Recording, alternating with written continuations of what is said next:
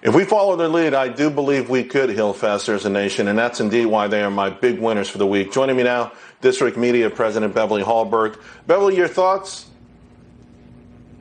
Was there a dry eye listening to either one of those women? Such emotionally powerful speeches. And they focused on something we haven't heard a lot of, and that is the need to heal America. I thought Julia Jackson especially, her talking about us all as humans, and we need to come together as humans and fix what's wrong in our country. And then you also had Ann Dorn, who I think her story has been largely ignored during all the violence we have in this country. I learned a lot of things about her story that I didn't know, including the grandson of Mr. Dorn, who saw his grandfather killed while watching online live. I mean, just utterly tragic. We need to listen to these women. I'm glad certain politicians are finally waking up and calling out this violence, but it shouldn't have had to come to this. But I'm thankful we have strong women who are just focused on let's heal our country and make it better.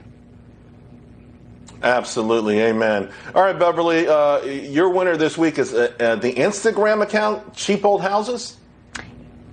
It is. So millennials have long been known to not be interested in the housing market, but due to a Instagram account called Cheap Old Houses that now has over 1 million viewers and followers, you find that millennials are moving to smaller towns and buying up these old houses that are under $100,000. So they're fixing them up. They're finding new places to put in roots. And here's my hope. I'm thinking this is going to build more communities back up. It may not be in cities like millennials are used to. They're going back to their roots or going back to small cities, but I think this is a positive thing.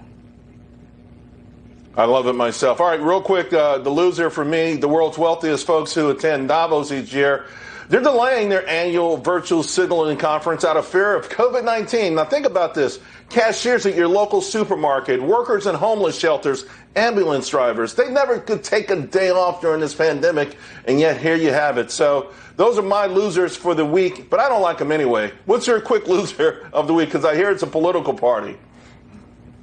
It's going back to the Democrats who are finally speaking out against the violence that we're seeing across this country. It's a little bit too late. They cared more about polling numbers and their own political advantages. Then actually, I want to go back to the two women we just heard of. So many people who are living in these cities. We're talking about communities of color. We're talking about small business owners that have lost their businesses. We were talking about cities destroyed, and for over 3 months, this was ignored. It was called peaceful when there was a small percentage of the population doing so much damage in these cities.